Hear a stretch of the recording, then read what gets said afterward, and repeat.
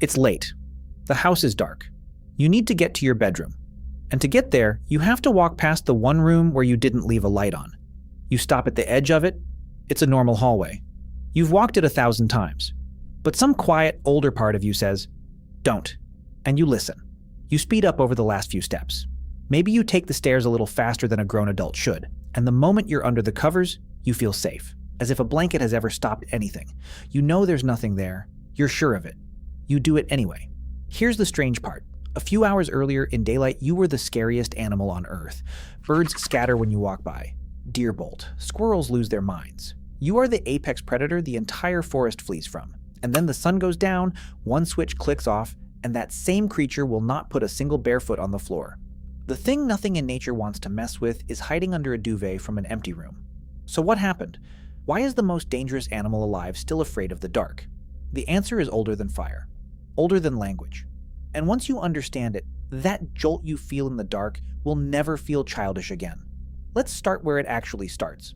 The animal that owns the daytime.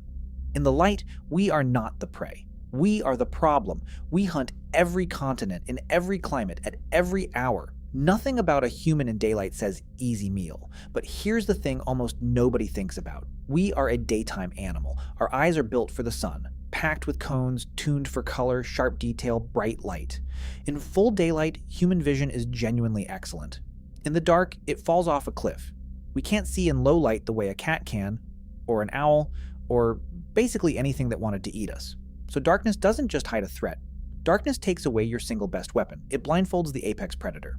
And a blind apex predator is just a slow, soft snack with delusions of grandeur. This is the first clue. You're not afraid of the dark because something is in it. You're afraid because in the dark, you go from hunter to helpless. Man the hunted. For about 100 years, we told ourselves one story. Man the hunter. Spears, mammoths, the brave ape conquering the wild. It's a flattering story. It's also only half true. In 2005, two anthropologists, Donna Hart and Robert Sussman, published a book that flipped it. They called it Man the Hunted. Their argument was simple and a little humbling. For most of our existence, we were not at the top of the food chain. We were somewhere in the middle. We were prey. Leopards ate us, lions ate us, hyenas, crocodiles, giant snakes, eagles. Early humans were small, slow, clawless, and frankly delicious. We weren't the monster in the dark. We were the thing the monster was looking for, and the proof isn't a theory. It's written into bone, the two holes in the skull. In the caves of Swartkrans in South Africa, there's a deposit packed with the bones of early humans. A scientist named C.K. Brain spent years studying them. In 1981, he published what he found. One skull, belonging to a young hominin child, had two neat puncture holes in it. Brain measured the gap between them. Then he looked at the fossilized jaw of a leopard found in the very same cave. The two holes matched the leopard's lower canines exactly. Let that sink in. A leopard had grabbed a hominin child by the head. It dragged the body up into a tree to eat in peace, the way leopards still do today. And the bones dropped down into the cave below. That's not a metaphor. That happened. The dark closed in, two teeth found a skull, and a child became dinner. This is who we were. For longer than we've been anything else, this was the night. Eagles from above. And it wasn't just the things on the ground. In 1924, an anatomist named Raymond Dart was handed a fossil skull. A small child. Almost 3 million years old. We call it the Taung child. For decades, nobody knew exactly how it died. Then researchers looked closely at the eye sockets and the base of the skull. The damage matched something specific. The talons and beak of a large bird of prey, a crowned eagle. This child had been killed from the sky, snatched the way eagles still snatch monkeys today. So picture the world our ancestors actually lived in. Death came from the grass. Death came from the trees. Death came from above. And the moment the light failed, you couldn't see any of it coming. You start to understand why the brain treats nightfall as an emergency. The eyes in the dark. Now here's where it gets genuinely unsettling. I want you to picture the last thing a lot of our ancestors ever saw. Not a shape, not a sound. Two glowing eyes low to the ground, watching from the black. There's a reason eyes glow in the dark, and humans don't have it. Cats, leopards, lions, wolves, most night hunters have a layer behind the retina. It's called the tapetum lucidum. It's a tiny mirror that bounces light back through the eye to squeeze out every last photon. It's why their night vision is incredible. And it's why, when light hits them in the dark, their eyes flash gold and green. We don't have that layer. Our eyes don't shine. Which means in the dark, we couldn't see them. But they could see us perfectly. For 2 million years, the universal signal of "you are about to die" was a pair of floating eyes in the night. Your brain never forgot that shape. It's why a parked car with its lights on at the end of a dark street makes your stomach drop for half a second. 2 glowing circles in the dark. The oldest alarm we have. Why sleep should have killed us. Okay, let's talk about the most insane thing your body does every single day. You will spend about a third of your life asleep. For the average person, that's around 26 years. 26 years. Unconscious. Blind. Deaf to most things. Completely defenseless. In the dark.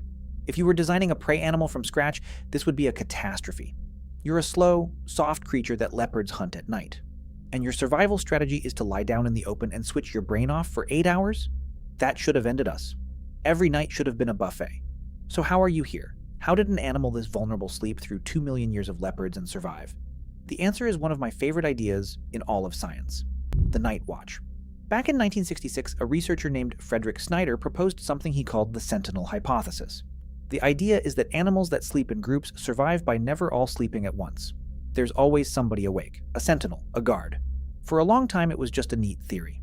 Then, in 2017, a team led by David Sampson decided to actually test it. They studied the Hadza, hunter-gatherers in Tanzania, who sleep much like our ancestors did. They tracked the sleep of a group of around 30 people for weeks, and they found something remarkable. Across more than 200 hours of total observation, there were almost no moments when every single person was asleep at the same time. On average, 8 people were awake or lightly dozing at any given moment. Not because they planned it, because of natural variation. Some people are night owls. Some wake at the smallest sound. And here's the beautiful part. Older adults tend to sleep lightly and wake early. The same bad sleep we complain about in our grandparents. In a sleeping camp, that's not a flaw. That's the early shift. The grandmother waking at 4 a.m. wasn't broken. She was on guard duty. We didn't survive the night by being brave. We survived it by never fully letting our guard down. And some part of that is still running in you right now. It's why you wake at the creak of a floorboard. It's why a parent can sleep through a thunderstorm and snap awake at a baby's smallest cough. You are descended from the light sleepers. The deep sleepers got eaten. The thing that changed everything. For most of our story, the night belonged to the predators. And then, around 1 million years ago, something changed. We caught fire. In Wonderwork Cave in South Africa, there's evidence of controlled fire going back roughly 1 million years. Ash, burned bone, heat-cracked stone, deep inside a cave, and fire changed the entire equation, because almost every predator on Earth is afraid of it. A fire at the mouth of a cave is a wall made of light and heat that leopards will not cross. For the first time, the dark had a border, and on the safe side of that border, something new could happen. We could sit, we could rest, we could look out into the black without dying. Before fire, we likely slept in trees, like other apes still do, hauling ourselves up out of reach every single night. Fire let us come down to the ground, and we have been staring into it ever since. Watch people around a campfire. Nobody can look away. That pull you feel, that hypnotic comfort, is 1 million years deep. Firelight meant the eyes in the dark couldn't reach you. Firelight meant you got to wake up. But wait, why are kids more scared than adults? Good question. Because if this fear is just experience, it should be backwards. Adults have had more years for bad things to happen. But it's the children who won't sleep without a light, who check the closet, who need the hallway lamp on. A 2-year-old has never been hunted by anything. So why is the fear strongest in the ones with the least experience? Because this fear isn't taught, it's installed. In 1971, a psychologist named Martin Seligman described something he called preparedness. The idea is that evolution preloaded us to fear certain things very easily. Snakes, spiders, heights, deep water, the dark. The things that killed our ancestors for millions of years. And here's the proof that it's ancient and not modern. We are not preloaded to fear the things that actually kill us today. Cars, power outlets, cheeseburgers, stairs. A child will happily crawl toward an electrical socket, but put that same child alone in a dark room and watch the panic switch on. The brain isn't protecting you from your world, it's protecting you from the world your ancestors lived in.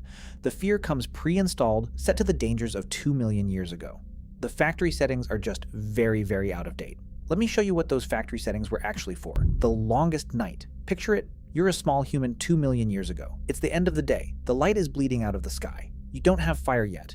Almost nobody does. The air is getting cold. You can feel the temperature drop on your skin. The colors are draining out of the world, one by one. And with them, your eyesight. The shapes you trusted all day are turning into guesses.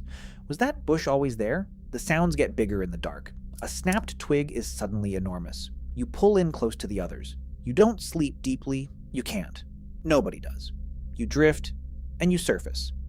And you listen. And somewhere out past the edge of what you can see, low to the ground, there are 2 points of faint light. Watching. Waiting for you to stop watching back. You make it to morning, and the relief you feel when the sky goes gray, when shapes turn back into things when you can see again, is enormous.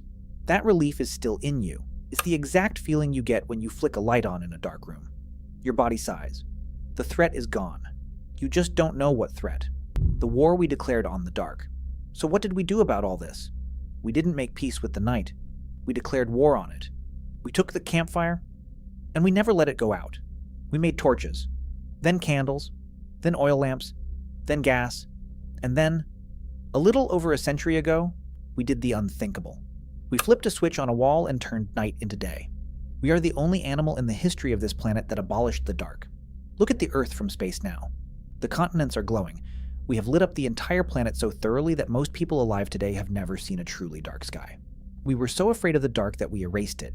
Think about that level of fear. A fear so deep, so ancient, that an entire species spent thousands of years and unimaginable effort just to never feel it again. We didn't conquer the dark because we're brave. We conquered it because, somewhere underneath everything, we are still terrified. Which brings us to the strangest part of all. The ghost in the hallway. Here's the uncomfortable truth. The predator is gone. There is no leopard in your hallway. There is no eagle over your bed. No glowing eyes in the corner of your room. In most of the world, the things that hunted us at night went extinct, or got hunted themselves, thousands of years ago. The threat is over. The war is won. But your body never got the memo. The fear outlived the predator. It's a reflex still firing at a danger that hasn't existed for 10,000 years.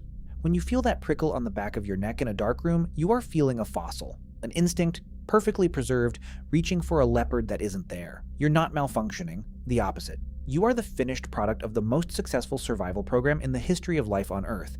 Every ancestor in your line, every single one, was scared enough, light a sleeper enough, fast enough up the stairs, to live long enough to pass it on. The brave ones who wandered off into the dark, calm and unafraid, they didn't have kids. They had 2 puncture holes in the skull. So the next time you're standing at the edge of a dark room, and that quiet old voice says, "Don't," and you speed up over the last few steps like an idiot, don't be embarrassed. That voice kept your family alive for 2 million years. You were never really afraid of the dark, you were afraid of what used to live in it, and you come from the ones who were afraid enough to survive. The leopard is gone, but you still come from the ones who ran. So here's my question for you. What's the one thing in the dark that still gets you, even now, even as an adult, even though you know better? Let me know in the comments. And maybe leave a light on tonight. You've earned it.